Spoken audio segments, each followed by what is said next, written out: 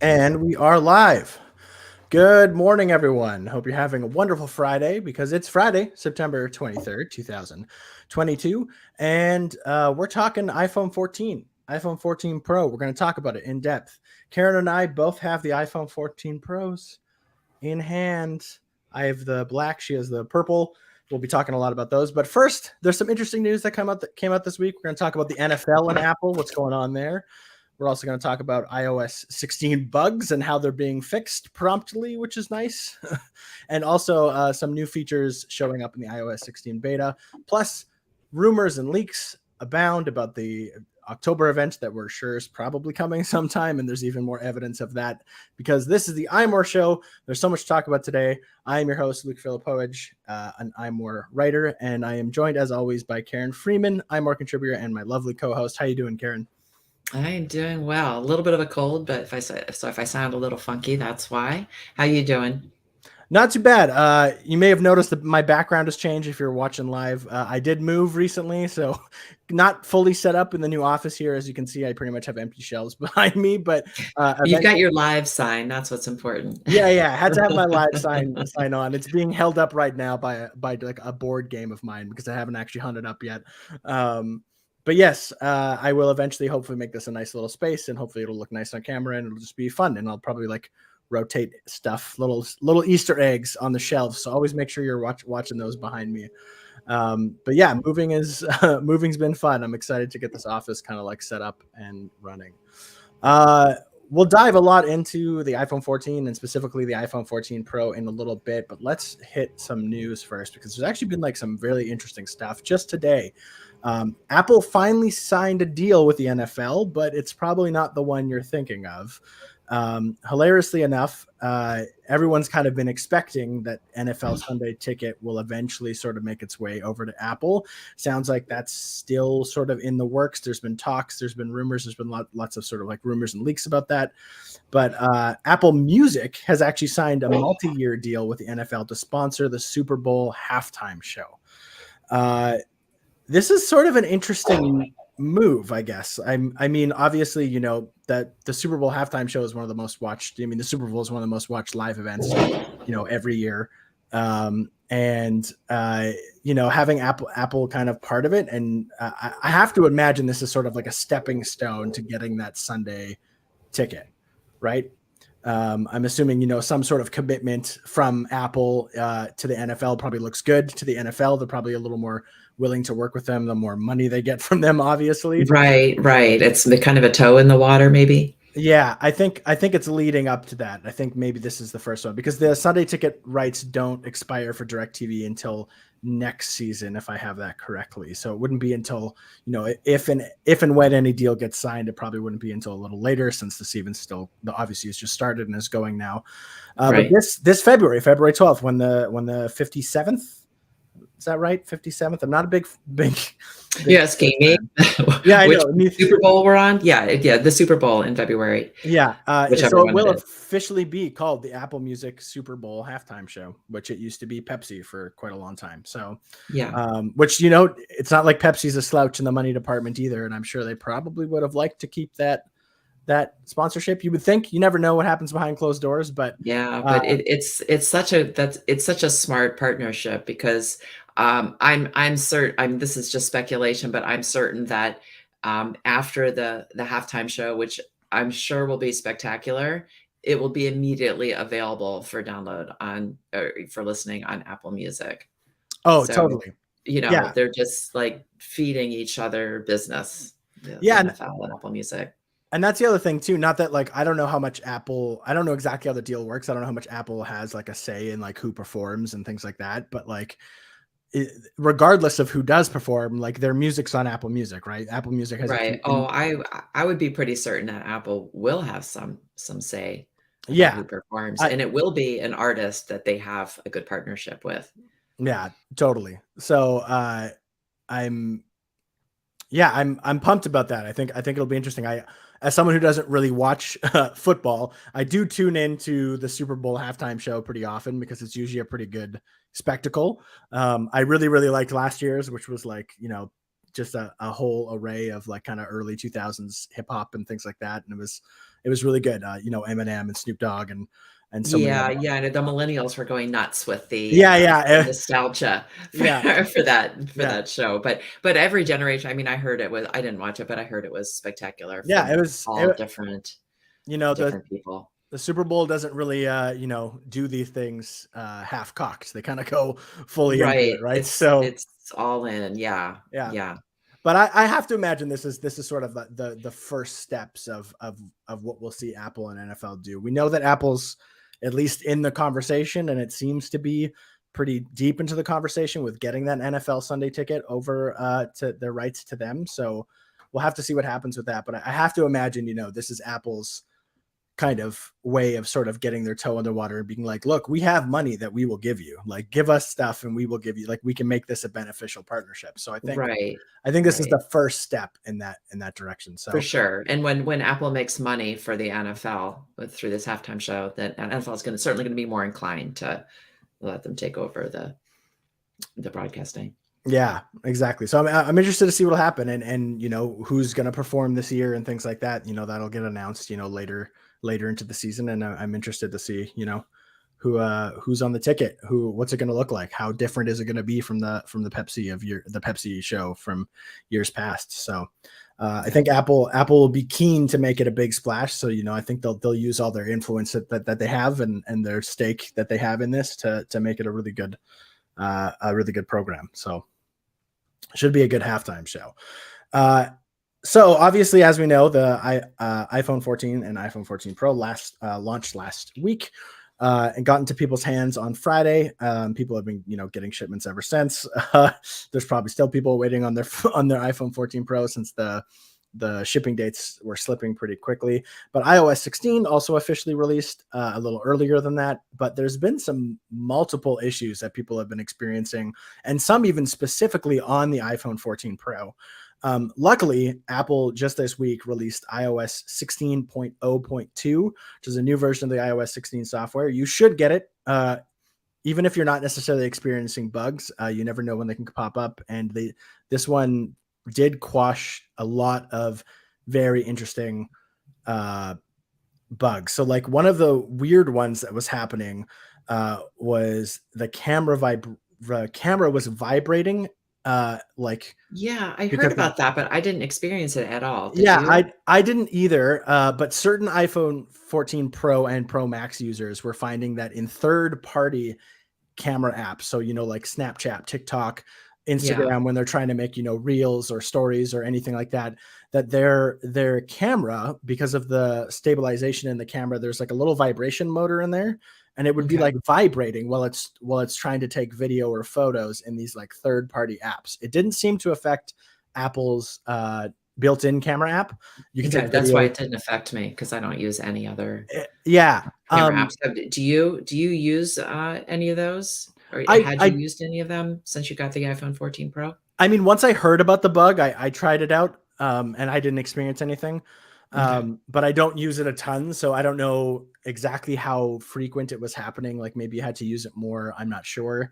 But this fixes that bug, which is good, because from some of the stuff I'd been seeing online, the people who were affected by this, like, it really made shooting in those apps or using it pretty much made it impossible to actually like do anything or get any Right. like clear photos or clear videos. So TikTokers and Snapchatters and all that, you're hopefully you're good now. So make sure you download 16.0.2. But there's a couple other ones that came up too, most notably the copy and paste bug. And this one, Oh, yeah. That I had. That was super annoying. I'm like, "Why is it asking me if I wanna paste what I just copied?" yeah. So if you don't Super know, weird. iOS will do this thing. It's one of the privacy features where when apps sort of have to talk to each other to copy and paste and to grab things from the universal clipboard, it'll sometimes let you know and just be like, hey, is it okay that this app is pasting from here, or copying from there or whatever. Yeah. And it's meant as a privacy feature, and it's useful, don't get me wrong, but there was this bug where it was like constantly asking you every time you paste something, even if you like were pasting multiple things between the same two apps, which was not the expected behavior. Right, It's and not there's supposed no to option ask to you. turn it off. I Yeah, mean, to have that for somebody who wants it, that's great, but let it be a setting, yeah. not a consistent, But response. Apple had confirmed earlier in the week that it was acting up. It wasn't acting quite as it's supposed to. It's supposed to have some contextual awareness. So like if you paste something from Safari to your notes, once and you do it again, like literally like 2 seconds later, it's not supposed to ask you again. It's supposed to understand like, oh, they Right. probably understand this is happening. It's not a big deal. But so that was annoying. So Karen, you said you were experiencing it. Oh, yeah, like multiple times a day. Yeah, so I didn't experience it once again personally, but it looked pretty frustrating to deal with, especially since Karen said there's no way to like turn off the feature or kind of like scale it back. So that also should be fixed in iOS 16.0.2. And then there's just a couple other weird ones too, where like sometimes the display on this wasn't even just new devices, but even older devices, when you were like during device setup, they would just go black. Like the phone was on, but the display would just show nothing, Yeah. which makes it pretty hard to set up your phone if you can't see what you're doing. Yeah, no, I didn't experience that one. This was like the easiest setup I think I've ever had, and I was worried because of the eSIM card and because I had a Right? weird Yeah. carrier situation where Mm, I'm not the primary person on the account. Um, mm. so I was worried, but it was like super smooth. Yeah, and then there was a few other bugs like voiceover kind of screwing up after if you rebooted your iPhone. Sometimes it would like screw up voiceover, which obviously is a very important accessibility feature. So I'm glad Right. that's getting fixed. And then just some touch input, uh, the screen being unresponsive to touch input on like on some older iPhones, like the iPhone 10, 10R, and 11. After they've been serviced was also something that they noticed in iOS 16. So that's also been sort of fixed up. So very, very important update that fixes some essential bugs. So if you are experiencing any of those, or if you just want to make sure you don't, make sure you download these. I haven't dug into it too much yet because this literally just came out like yesterday, kind of midday. But I haven't really heard. I've from what I understand, it fixes those bugs and it seems to be fine. And there hasn't been any other problems with it. But if you are experiencing other stuff, let us know and we'll definitely sort of kind of dig into it.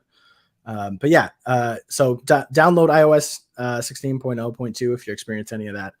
And speaking of iOS 16, in the newest developer beta, so the iOS 16.1 beta 2, it updates the battery percentage feature so that it actually shows the battery icon going down. So I'll try and show you it here on the screen for people who are looking.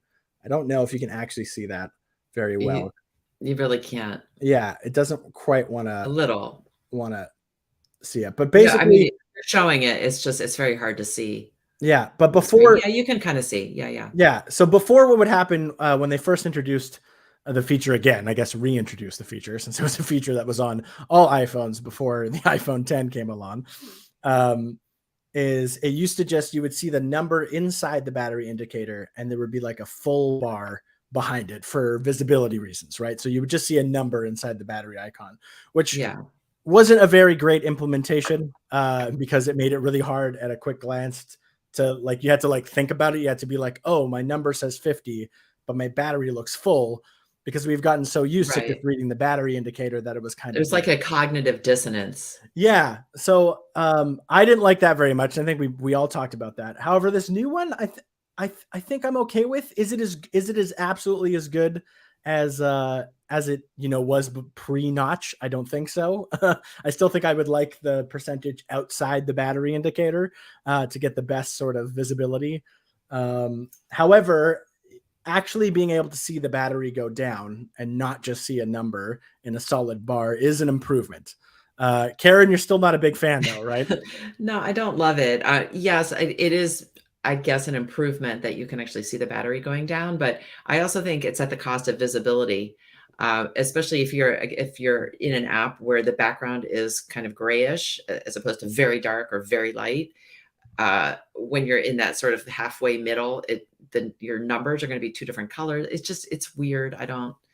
I don't love it. I wish they just would go back to how they did it 5 years ago. It made much more sense to me. If they're gonna bring the feature back, like, bring it back right. Yeah, But I and guess it's better than nothing. I guess it is an improvement, and it's better than not having an option to have the number in there at all. And yes, I realize I could just turn it off and go back mhm. to having no number at all. But I am keeping it, so obviously I don't hate it that much, but, um, I don't know. It could be better. Yeah, I mean, I'm happy they've updated it. I agree in the fact that, it I agree that it's not that, it's not as good as just having them separate where it's the easiest to read, the easiest to see. As it does, when you swipe down into the control center, obviously it has both of them side by side, which Right. is how it used to be all in the olden days anyways. Um, yeah, it's not as good as that. I think it's a pretty big upgrade from what it was before. I agree there's still some visibility issues though. Like in fact, right now I'm at 56% and it's And cutting it's kind of cutting the six in half. yeah, And that's making the six a little hard to read. It's like I can see the five clearly because it's in like the full battery part, but the six is kind of half in, half out, and that makes the six a little right. awkward to read. So I understand that. And I think Yeah. hopefully we'll see more improvements, but at this at the same time, I'm not sure how. I mean, I don't think we will.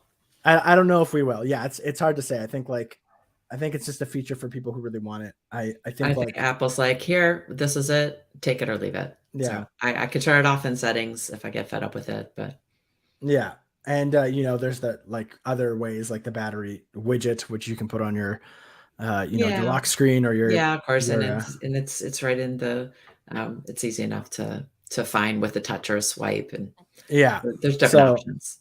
but we'll see. Maybe iOS 16.1 is only in second beta. It might get another couple versions before it's officially launched. So we'll have to see as time goes on. Um, yeah. Speaking, let's move over to the October event, which we have been sort of hearing more about. And now it's looking even more like there probably is going to be one, though I don't think any of us had too much doubt. However, nothing has been officially announced. Who knows? Maybe it won't come. However, Apple has officially announced that macOS 13, which is macOS Ventura, and iPadOS 16, which originally had a due date of, fall uh, 2022, which some of us we had thought was September, and then we heard it was going to be pushed back, blah blah blah blah. But now, according to its website, both software updates are coming in October. So no official date, no like exact date rather, but it will be happening next month, which is also when we're sort of expecting iPads and Macs to be launched, another event to be happening. So this probably lends even more credence to that. I'm assuming they'll have an event probably early to mid October, and then you'll probably see iOS 16 and macOS Ventura probably pretty shortly after that, and then you'll probably see new devices even a little bit shortly more, or a little bit further after that even. So Yeah, that makes um, sense, and that might just be the way Apple does it going forward.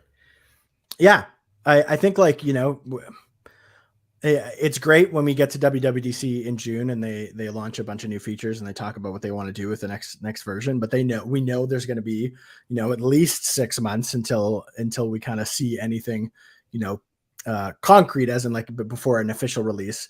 And I think it doesn't really make a lot of sense to rush it. Don't rush the stuff if you don't need to, especially if you don't have new devices actually coming right away. Like I can understand why you might want to prioritize iOS 16 because you're going to want to launch your newest product, which are probably are coming in Well, of September. course. But yeah, I think like iPadOS 16 clearly, still needed some work, or they felt so at least. And same with Ventura. And it's like why push it if it's not fixing anything crazy major wrong with the other versions, which it's not. It's more like additional features and things like that. Yeah, so I think this is a smart move. It makes sense. It's nice to have like an official October sort of release window rather than just fall, because technically fall means all the way up until like December 21st or whatever is the first day of winter. Technically, which I doubt we'd ever see them launch something on December 20th. But yeah, it's nice to know that, it is coming for people who are excited about it. There's some exciting features for sure. Yeah. I'm excited to sort of see the final version of, or at least the final version in terms of what gets released. Obviously, they'll keep working on it because all features are always changeable. But I am sort of excited to see what iPadOS 16 will bring. I used a lot of the early beta for iPadOS 16, and then I haven't really used it since then. I went back to sort of iOS 15 and just kind of been using that. And so I'm sort of excited to get the official release and kind of dive back into it and really see how it changes my iPad, because I was kind of like a little mixed on iPadOS 16 in the first couple betas, which is why I sort of like gave up on focusing on it and focused on more on Apple Watch and iPhone instead. Yeah. So I'm excited to see what that'll bring. And, if my memory of it from a few months ago was already a little hazy. So we'll have to see. Yeah. And Apple have had a lot of time to work on it. So Yeah. I would assume it'll be substantially better. Mm-hmm. A lot of wrinkles ironed out. Yeah, even more evidence that we're going to see something in October. Logitech may have accidentally leaked two of the products that are coming out. So Logitech, if you don't know, very popular. They make mice, they make keyboards, they make all sorts of accessories, and they're usually quite good. I like Logitech. I actually am using a Logitech mouse right now. I've used plenty of keyboards from them in the past. So I'm always excited to sort of check out their stuff. Yeah, they make great stuff. They have something called the Logitech Crayon, which is sort of I reviewed that actually. Yeah, which is kind years of like ago. the best alternative to the Apple Pencil for an iPad, most likely. I would say it's great for kids. Right. It's purposely fatter, and it's not a cylinder. It's shaped more like I guess rectangle, like kind of like square, triangle shaped, kind of. Triangle. Okay, yeah. So I mean, you picture like a kid, kids. I'm a teacher part-time, and kids are constantly rolling pencils off their desks. I mean, quote unquote accidentally, but I mean, that's just how kids are. So the Logitech Crayon is, it's flattened. I don't know why I said triangular. It's flat. So there's nothing to roll. Like, it can't roll anywhere. So if a kid sets it down, it's not going to roll off the table or whatever. And it's definitely substantially bigger, so it's easier for small hands to get a good grip on. And if I recall, I wrote the review quite a long time ago, but it had a very narrow. The only reason I wouldn't say it was like the best alternative for the Apple Pencil is because it had a very narrow compatibility. Like, it was only compatible with like 1 or 2 iPads at the time, but it seems like with each iPad release, it's compatible with more and more. So it's becoming a better and better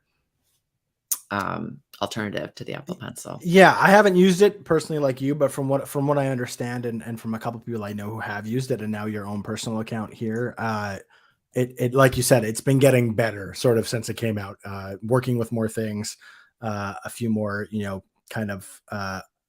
few more features and things, and for like kind of a basic Apple stylus, and it is Apple certified. It is actually Apple certified to work with the iPads, which there isn't a lot of those out there. I don't think there's that many. So it is kind of like in ways it's kind of like the biggest competitor, quote unquote, to the and it's a lot cheaper. Yeah. Too. It's $70, but it's $50 for educators. At least it was when I reviewed it. So with the education discount, it's quite a bit cheaper. It has like a 7-hour battery life, and it supports palm rejection. You don't have to pair it to anything, which is a big deal particularly for kids. You don't have to pair it to the device. You just turn it on and go. And the Smart Tip will adjust the line thickness according to the angle, like how the Apple Pencil 2 does.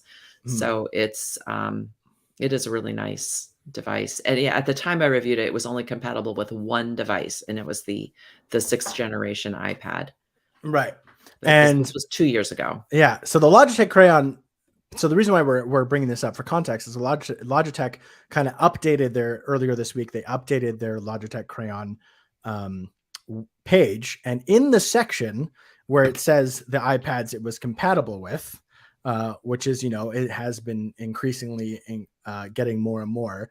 It had a little note that said iPad Pro 12-point inch 6th generation coming soon, and iPad Pro 11th inch 4th generation coming soon. Both of those have been taken down since they're no longer on the page, but that did show up for a little while and does sort of seem to indicate, as we've been hearing, a new iPad Pro, potentially, most likely with the M2 inside of Right. it, is coming. Right, because we know Logitech works very closely with Apple, so it stands to reason that they would know some things.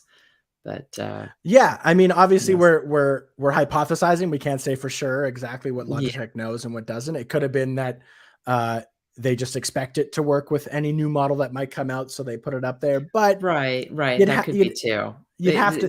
They may not know anything, and Mhm, they're just, assuming, like we all are, that those things will be coming soon, and their right. product will be compatible with them.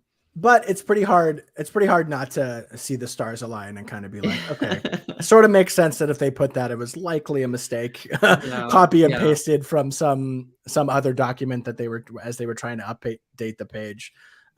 Definitely, it's plausible to think that Logitech knows these devices are coming indeed, and yeah, and but everything sort of points towards them as well. So. yeah. Um, But yeah, so even more evidence that I not only iPads are coming, but that there is going to be some sort of event in the future that very soon. A couple other little pieces of news. I know patents don't mean a lot, but I kind of came across this patent that's come up. It found by Patently Apple, website that kind of tracks Apple's patents. But that actually wants to turn Shazam into, which seems like a much creepier feature than it currently is. So if you don't know, I'm sure you do, but Shazam used to be a standalone software that Apple then bought. You can still get it as an app, but it's also just in all Apple software now. What it does is you can turn it on and be like, and it'll listen to the music around you, and it'll tell you what that song is, and then you can go listen to that song on Apple Music, and so on and so forth. So it's a music recognition software. However, there's a patent that's been floated that Patently Apple found that wants to make it into not just music recognition, but also sort of being able to tell how you like the music that you're hearing. And it's also looking to expand its range to headphones, mixed reality, iPad, smart contact lenses, heads-up display on vehicle windshields, etc. So not only is it going to be on more devices, but the big thing here is the patent specifically says that it could determine that a user is interested in audio content by determining that a movement, such as a head bob, and trigger the app to identify the tune based on the fact that you're enjoying the movement to the beat. Which seems just crazy to me. Like, imagine if you put in a It pair of does. AirPods and you're just like walking around with them and you don't have them playing anything, but maybe you have them in because you're just don't want people to talk to you or you're whatever. And then you're in a store and you're just like bobbing your head to a song, and all of a sudden Shazam pops up and it's like, seems like you're liking this. Do you want to listen to it? Oh man. It's one of those technology does get creepy when you think about this stuff, but it's also like kind of cool. Like I get like why that could be useful. Um, but it just seems a little weird. Yeah, I think we're gonna have more and more technology in the coming years that is gonna be dancing right on the border between cool and creepy, and this is one of them for sure. But I'm also interested in the smart contact lenses and the heads-up display on the vehicle windshield. We haven't heard anything about this, and it's mentioned in this. My understanding is it's mentioned in this, patent Yeah. So application. So does one that th- mean Apple's working on those? I mean, from what we understand, Apple, from what we can surmise, Apple is. But remember that patents, companies, especially Apple, they'll patent every little Oh, thing that they for have, sure, for right? sure. Patents are more of a way to just sort of like protect your intellectual property, just in case it ever becomes something.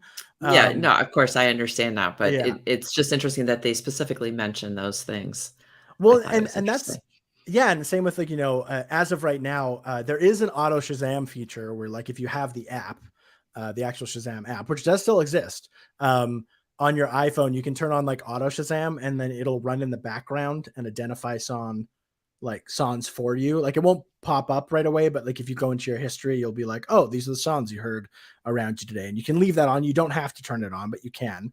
Right. But that's only on iPhone at the moment. So like for something like this to work, like the head bobbing feature, for example, first of all, it would need a way to track your head. So you would think it would have to be some sort of device on your head, whether that be headphones or a mixed reality headset or something like that. And two, it would have to be like automatically have this sort of auto Shazam feature on it, or at least a way to enable it so that it's always on.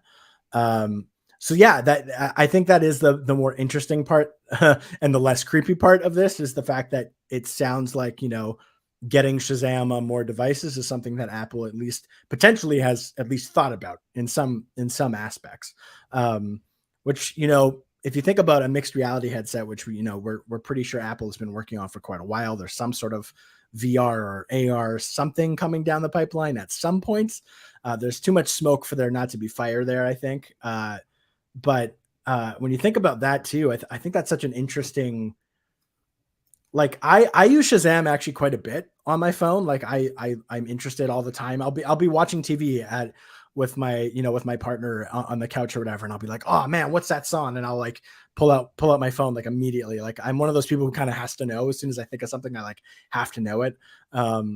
So like I'm constantly Googling celebrities while I'm watching shows. I'm constantly doing all sorts of things. And Shazam is one of those things. And so like the idea of like watching a movie or even just playing a game in like a mixed reality headset and then, realizing I'm really liking the soundtrack or something. And then knowing that, oh, if I go into my Shazam, it'll tell me all the songs that were played, during my time gaming or whatever, I think is actually kind of a cool feature.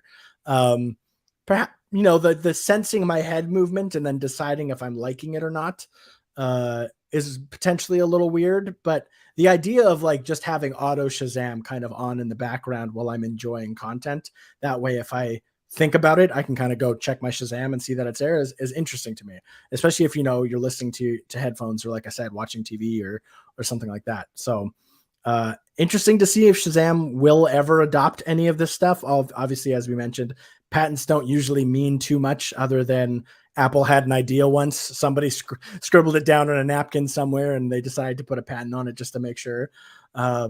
Yeah, I'm interested to see if Shazam will actually adopt any of this stuff because it could be pretty interesting, albeit some of it kind of creepy. Last two pieces of quick news. Apple's relaunching its referral program for Apple Card. It's still kind of weird and doesn't make a lot of sense in terms of referral programs.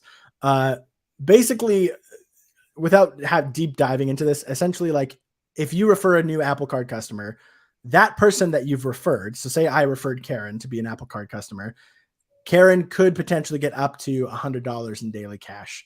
But me, the person who referred her, gets absolutely nothing. Yeah, it's the worst referral program I've ever heard of. What's the motivation? I don't I mean, to help out a friend, sure. But other than that, yeah, Apple's got the wrong end of the stick there. Yeah, it's Why not split it? Give up to 50 to each. That's how most referral programs work. In terms of referral programs, the referrer gets nothing, which is just not which just doesn't really make sense. So it's back if you're interested in that. If you know somebody who wanted to jump on the Apple Card, maybe you could work out a deal with your friend, like whatever amount of daily cash they get, they split it with you. Yeah. So I'm not sure what Apple's thinking with that. I don't really understand what the point is. My only thought process is like, say I'm really interested in getting my whole family like Apple Cash Card. Say like I think it's the best card I've ever had, which by the way, I don't use Apple Cash Card. I don't even think I can in Canada actually, so I don't even know. But let's just say that's a hypothetical situation. I want my whole family on it or whatever. And one of the selling points is like, oh, you can get $100 of cash if you go do it. Like that's a decent incentive, I guess, if you're in the mood for a new credit card or that's just kind of what you're thinking. But yeah, there's not a lot of incentive on me other than if I love the Apple Card so much that I just want other people to be on it, which seems like there's got to be a very small subsect of people that are that enthusiastic about the Apple Card. So yeah, it's back if that's something that you used or found useful. I'm not sure what Apple is thinking with this. I don't know. It doesn't make sense. Why have a referral program that the referrer gets nothing? Yeah. It's a weird one. Apple's decisions are sometimes weird. And the last piece of like funny but like heartwarming news is Ted Lasso and AFC Richmond, the fictional football team or soccer team from the hit show, Apple TV's Plus hit show Ted Lasso, is confirmed for the FIFA 2023 official like video game. Very popular video game by EA Sports. Has confirmed that Coach Lasso and AFC Richmond will be available in multiple game modes in the new soccer title, which is slated to be released on September 30th of this year. Yeah, that's very cute. Yeah, and I mean, I think it also just speaks to how big Ted Lasso has gotten. Like a big AAA game company like EA isn't hurting for money. They're not looking for cross sponsorships for no reason. Like they're Right. and nowhere does it mention. I mean, there could be something in the background. Maybe Apple had something to do with this, and I wouldn't be surprised if they had some people maybe lobbying EA to try and make this happen. But nowhere does it say that was the case. It just kind of seems like they're at EA probably did a little bit of market research, probably found that like enough soccer fans watch the show, probably that Yeah, like if I they bet they got a bunch of emails saying, "You should add Ted Lasso." so to me, like something like this, like I'm not a big, I've played a FIFA game once or twice. I'm not really a big FIFA fan, but like, to me, this just like kind of proves how big Ted Lasso has gotten and how, For sure. how much recognition it actually has.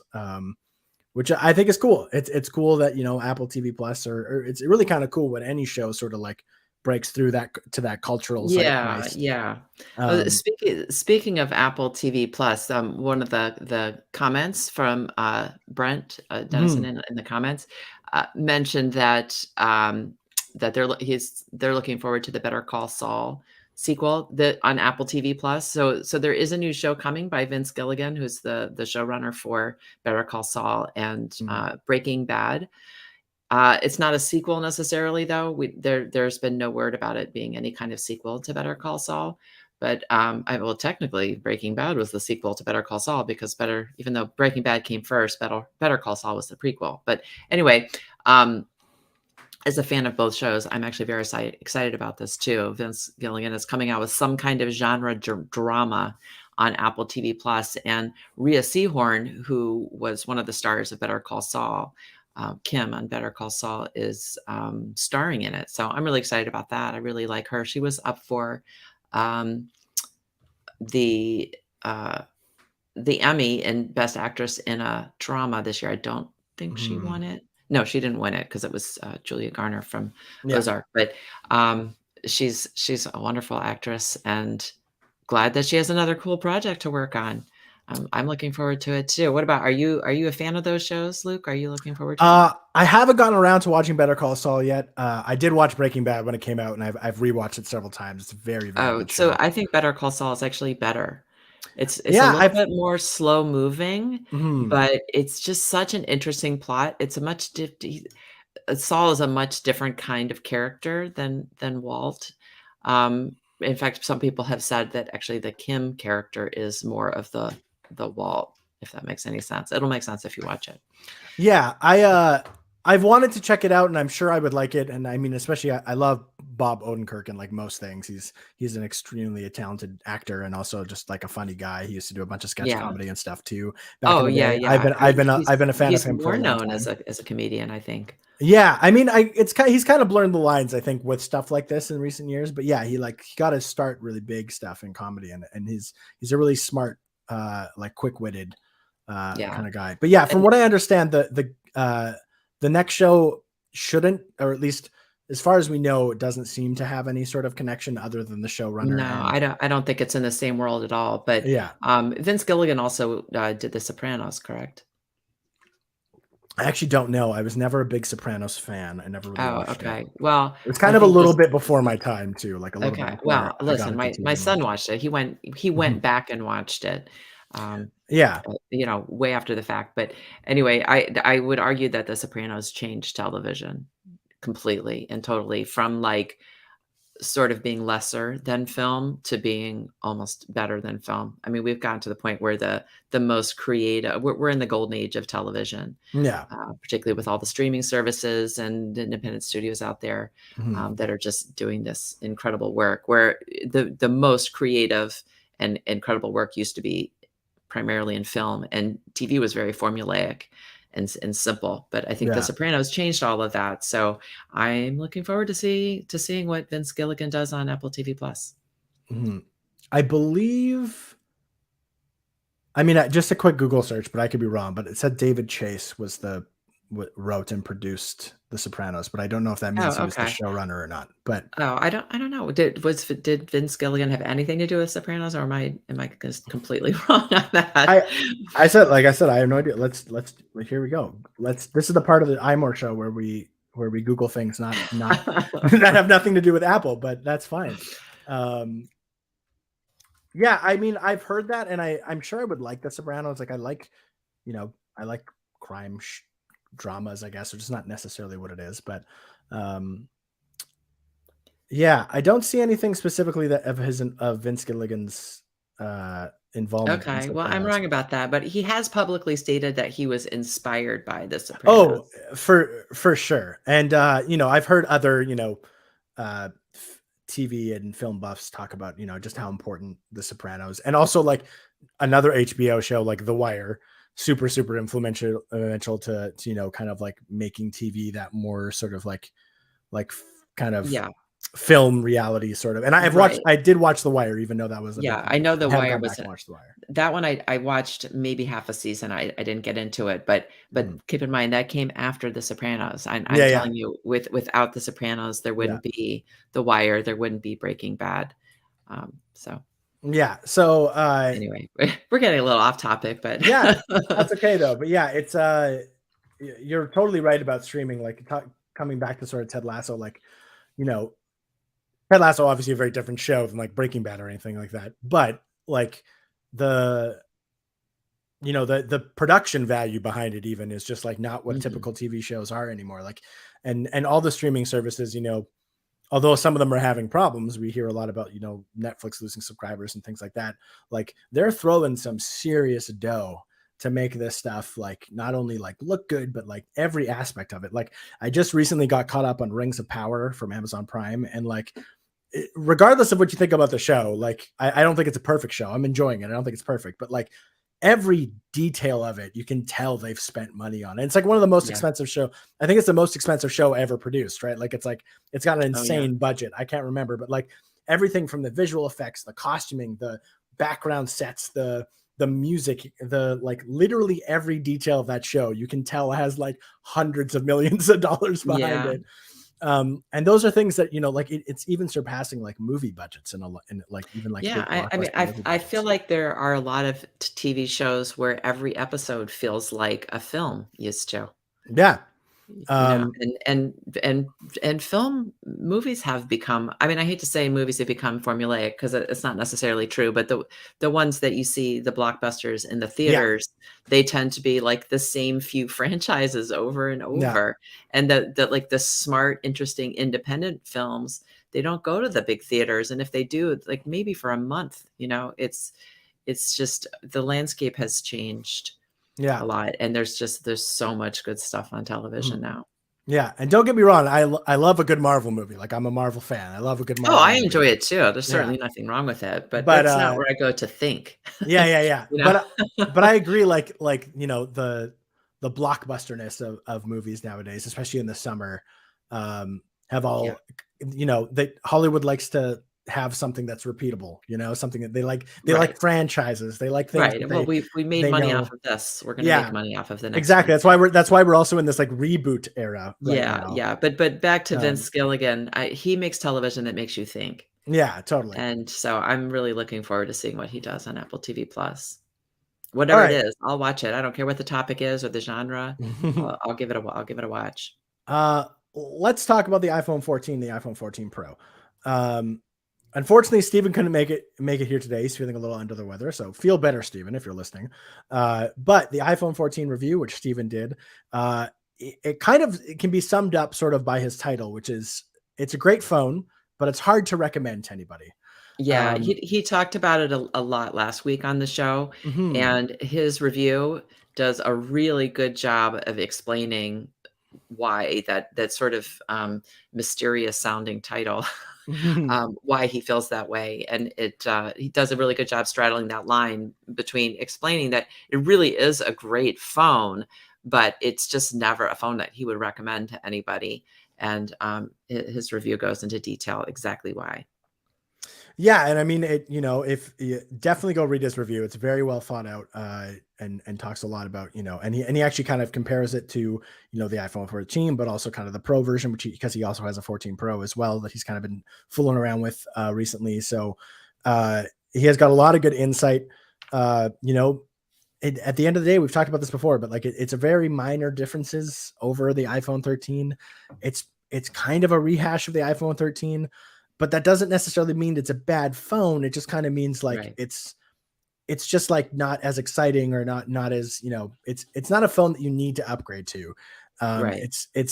There's nothing about it that really stands out, but there's nothing about it that like also isn't good. It's still the Apple iPhone as you've known, kind of come to know and love. Uh, Right, and it does come in some really nice colors, as Cameron in the comments pointed out. mhm. The red is they said the red is hot, Yeah, so I also I really believe them. really I also really like the blue. It's like a bit It's very more. similar to the Sierra blue. It's similar, It's but really nice. it's similar, but it's like a little more vibrant than the Sierra Blue, because Yeah. the Sierra Blue was famously on Well, a 14 Pro, and usually they have more right, muted colors. Um, right, right. so it's kind of like this the Sierra Blue that's sort of been like turned up a couple notches, which I like. Yeah, It's got yeah, like a like a nice little more saturation to it. saturated. Yeah. Yeah. So go check out the iPhone 14 review. Karen and I both have iPhone 14 Pros in our hands, like literally right now. And Karen's got the purple version, if you're looking I'm there on trying the to make it screen. look more purple by turning Yeah. it a different way. And I have the space black, which like I'm not normally a black phone guy, but something about this space black is just beautiful. I find that Yeah, like it is nice. it's just like, I don't know, the frosted glass. It's It's very just, sophisticated looking. yeah, I don't know. I'm usually somebody who would go for the colors, but I just like saw the space black, and I saw it in some videos and stuff early, especially like MKBHD's video when he got it out, and I was just like, that looks so nice. So that's the black that Karen has the purple there, if you're looking on screen. Karen, what are your thoughts? What are you thinking about using that? What do you love? What don't you love? I mean, I love it. There's really nothing about it that I don't love. Mm. It I've said this before, I'll say it again. I really think that we should not be upgrading every year. It's very silly of us, and I Yeah. fully admit that I am ridiculous for doing so. Um, we are in the era where the smartphone has matured, and where the year-to-year upgrade just is not necessary, and the iPhone 14 makes it very, very clear. There is nobody that should be upgrading from the 13 to the 14. Mm. From the 13 Pro to the 14 Pro, it's a little bit more of a difference because of the dynamic island and the 48 megapixel camera and other, the brighter screen. There's some larger improvements, year-to-year improvements. But I mean, I don't even think Apple really intends for anybody for the most people other than really tech enthusiasts. I don't Mhm. think Apple really intends for most people to get year-to-year upgrades anymore, if they ever intended that. But I think the reason we have upgrades every year is so that when you do need to buy a phone, there's a nice shiny new phone for you to buy. It's not that we should be running out and buying new phones every year. Mhm. So yeah, I'm really enjoying the 14 Pro. I have yet to really put the camera through its paces, and I need to do that. But I've just been really busy since I've gotten it with work, so I haven't had a chance to go run around, take some fun pictures. But I'm looking forward to doing that. And yeah, and I do love the purple. I actually like muted colors. I tend to wear more muted colors generally, Mhm. but the purple is. I would like to see it just be a little bit more purple if I had my druthers, but I'm happy with it. I like the color. The only thing I would say is that I usually use a clear case because I like to show off the color of my phone generally. Mhm. And for some reason, I guess because it is somewhat of a muted purple, even the clearest clear case covers up most of the purple. It just doesn't look as purple when it's in a clear case, even a clear case. Right. And of course, if you use a completely opaque case, it's gone. You can barely, the camera module is darker and maybe even a little bit less purple than the rest Yeah. of the phone. So it is harder to see the purple with a case on. And I always use a case because Mhm. I've already dropped this phone like 3 times or 4 times. Oh, wow. Yeah, I know. That's why I always use a case and the screen protector. I have Mhm. not incurred any damage. Um, but yeah, that's why I'm like the case person because I use them. I need them. Yeah, fair. I go back and forth. Like I love how much a phone feels nice without a case. Like there is like kind of a nice feel to it. But like Yeah, I'm also a bit of a klutz. So I usually have a case on my phone.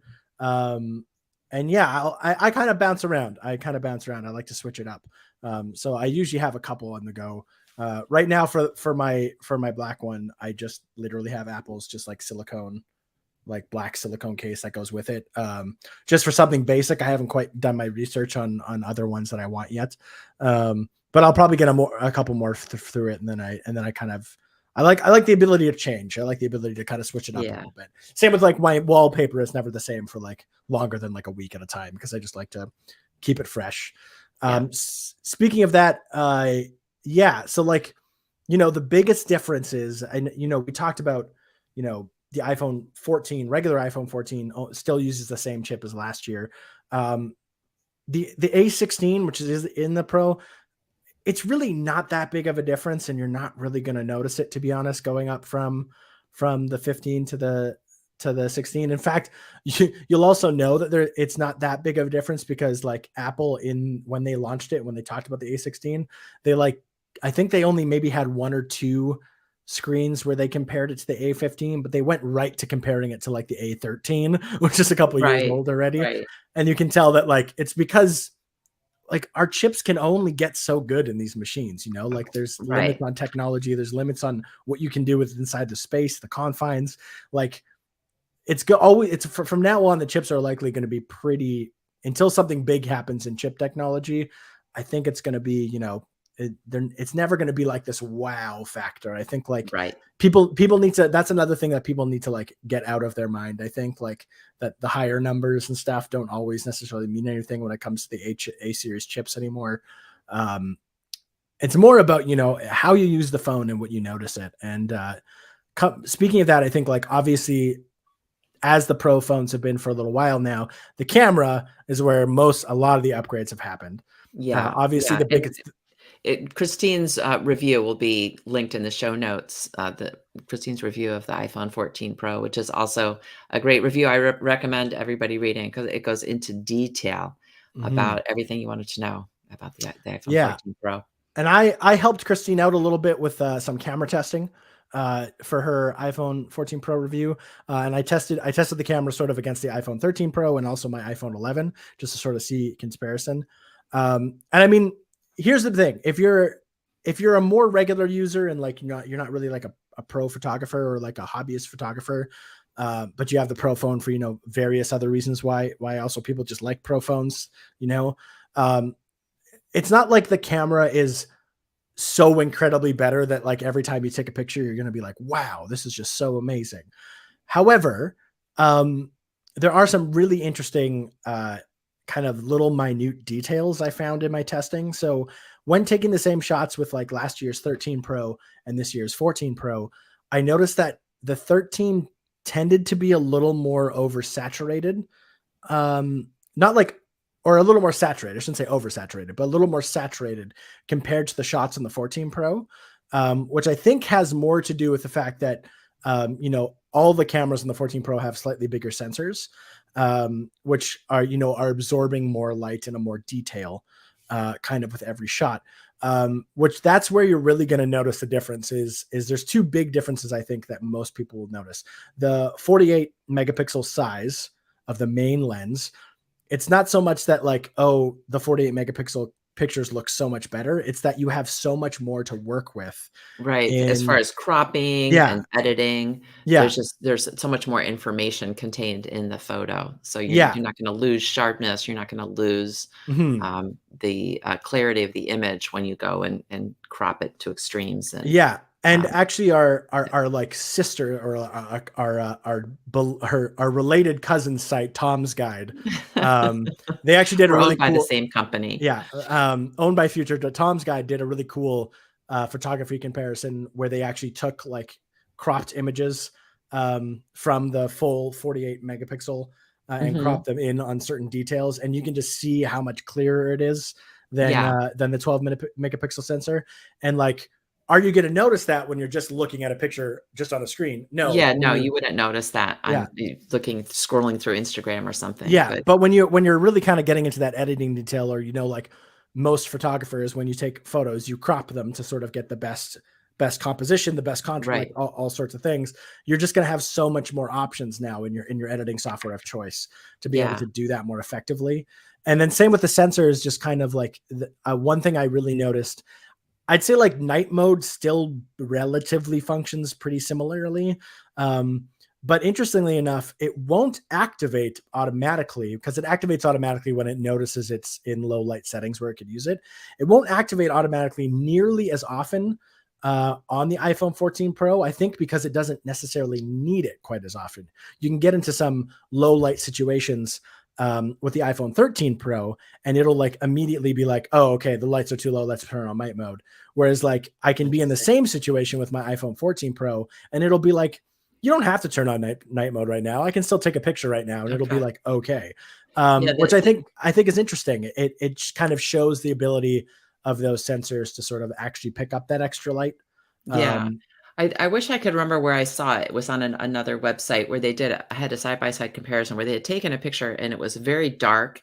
It was mhm, taken in a low light situation and you could barely see anything. It was just such a dark photo. And then next to it, they had edited that photo and by bringing up the exposure, and it was a gorgeous photo. Like I couldn't believe. Usually, when you do that, when you take a very dark photo and you try to brighten it up mhm, in edit, it never looks quite right. It looks weird or off.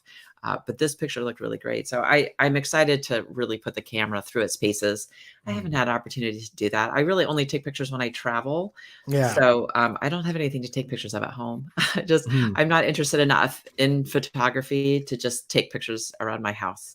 I need to Yeah. go somewhere interesting and find something cool to take pictures of. So But yeah, in my um, testing, I'm getting I've found that the iPhone 14 Pro is like it's a little it has a little more contrast, I feel like, than compared to the 13 Pro, and it also seems to be a Mhm. little more true to color, a little less saturated than the 13 Pro. But they're like really minor differences that I'm really like nitpicking at when I'm looking at my stuff kind of side by side, sort of for these comparison reasons. Um, Yeah, I don't think there's something that like the average person is just going to like notice just by looking at one right away, unless of course, like I said, pro photographers that are even way more experienced than I am. yeah, I'm a amateur hobby photographer at best. And right. pro photographers can really do. I've seen some very cool shots on Twitter already that have been shot on the Yeah. iPhone 14 Pro. There Well, was we'll one, we'll keep playing with the cameras and we'll report back our yeah, experiences in the weeks to come. yeah, So what is your absolute number one favorite thing about the iPhone 14 Pro? yeah. So obviously everyone's talking about the dynamic island, and it's not that that isn't cool, but I actually think the thing that's I've probably noticed the most, and probably because I've been outside taking pictures so often for comparisons and stuff, is the screen is brighter. The screen is brighter and gets brighter in direct sunlight, which makes it much easier to see in direct sunlight. Like it is very noticeable when I take my iPhone 13 Pro outside and when I take my iPhone 14 Pro outside and I look at in direct sunlight and I like stand so that the sun is directly on them and I like turn the brightness all the way up. There's a big difference. And it's very handy quality of life feature that I really appreciate because like as someone who does like to take photos and take it out, or if it's not even just for photos, just like anything you use your phone outside for, um it's just going to be easier to see. And I've really noticed an improvement. I've noticed that I'm not struggling as much to kind of get the right angle on the phone so the sun isn't in my eyes, or like it's not like it's perfect. I mean, it's not like it's always like if you're literally looking at the sun directly and you're trying to like, use it as like a magnifying glass, you're obviously going to get glare and you're still going to see, some of that happen. But like, it's very noticeable to me at the difference that it makes and how little I need to like try and like find the right thing or be like, I'm just going to step into the shadow for a second so I can check this text message and things like that. It's very noticeable. That's actually been like a standout feature that I feel like people don't talk about enough. I understand that it's minor, but it really affects like everything you do on the phone. So I'm super excited to see that and to see it work so well. How about you, Karen? Before we head off here for the day, what is like your absolute number one favorite thing about the phone so far? Well, I'm going to be really basic and say that the dynamic island, because It's really it cool. is new and different, and the things that Apple is doing with it already are really nice. It just gives you information about what you're doing, what app you're in, what's playing, and you can tap on it for quick little information without having to go into the app or close down the app, whatever other app you're working on. But also I'm excited to see what third-party developers do with it in the weeks to come. Like our friend Christian Seelig, we had on the show a Yeah. couple of months ago, the developer of a couple of apps, including Reddit Apollo. And so he has implemented little pets on the dynamic island. You can choose from like 5 different pets. And I have the little doggy. If you are watching on YouTube, you can see the little dog, and right now he's just kind of sitting there wagging his tail, but sometimes he runs up and down the dynamic island, and sometimes he sleeps, and you can see like the little Z's coming from him, and it's just really cute. So and that's just one developer. So I haven't noticed any other developers that have done really neat things with the dynamic island, but I expect in the weeks to come there will be a lot of fun implementations that we're going to see. Yeah, totally. It is a really cool feature. And like I said before, I wasn't really intending on getting a phone this year. And then the dynamic island is kind of what pushed me over the top. And I've been loving it. And I can only imagine the future of this thing. I think once Apple develops it even more and third parties get a hold of it, like I think that kind of the sky's the limit. Like it's sort of a task manager a bit at sometimes, like, cause it kind of like, if you swipe your music up and then you can long press to just get the little cutout, or you can like just press it to go to an app. It's like kind of a bit of an app switcher, a little bit of a multitasker. It shows interesting information. I think the sky is the kind of the limit on the dynamic island. So like, it is a really cool feature. Is it absolutely It's just beginning? Yeah, it's just beginning. Like it's not, it looks cool and it's definitely, it's hyped up a little bit, maybe more than it should be right now. But I think in the future, it's going to be a big part of iOS going forward. And I think Apple's going to do more and more with it. Yeah. And I just feel like it's such a good example of making lemonade out of lemons. Totally. Nobody likes having a notch or a pinhole or an exclamation point or whatever, a pill, whatever. But Apple just kind of changed the conversation and turned it into something really cool. So yeah, I exactly. appreciate innovation like that. You know what I mean? Yeah. And we're pretty sure one day Apple will kind of get all that stuff underneath the screen, but who knows when that'll be. Technology has to advance for that to really happen, I think. But if they ever do manage that, I actually think that dynamic island is so cool that it could stick around past the point of actually needing it, but then it could like completely disappear, right? It can completely disappear when you're not using or it. it could change into something totally different. Yeah. So I actually think it's why we love Apple, Yeah. because Apple just comes up with cool stuff like this. Yeah. I really see a lot of potential future uses for it, and I'm excited to see where it goes. And excited for a lot of third-party developers to really get into it. That's our show. Thanks for tuning in. If you've been watching or listening live, we really appreciate you. Thanks for commenting, letting us know your thoughts on the 14 Pro and kind of everything in between. If you're not listening to us live and catching us in your podcatcher of choice, thank you so much for downloading and listening to us each week. We really, really appreciate it. If you ever want to reach out to us, ask us questions, let us know how you're enjoying the iPhone 14 or the iPhone 14 Pro. Tell us what you like. Tell us what you don't like. You can tweet at us at iMore, or hit us up on Instagram at iMoreGraham. As always, I want to thank Jim Metzendorf, our audio editor, for making us sound so good. And Karen, thanks for joining me today. Thank you, Luke. Yeah, talking about iPhone 14, and I'm sure there's going to be much more stuff to talk about in the future. And hopefully, in just a few weeks, we'll know exactly when that October event is going to be, and then we'll be able to talk all about the cool advancements coming to iPad and Mac. That's what I'm crossing my fingers for, because I'm excited about iPad, new iPad stuff. I'm always excited about that. Until next week, that's our show, and we'll say goodbye. Bye.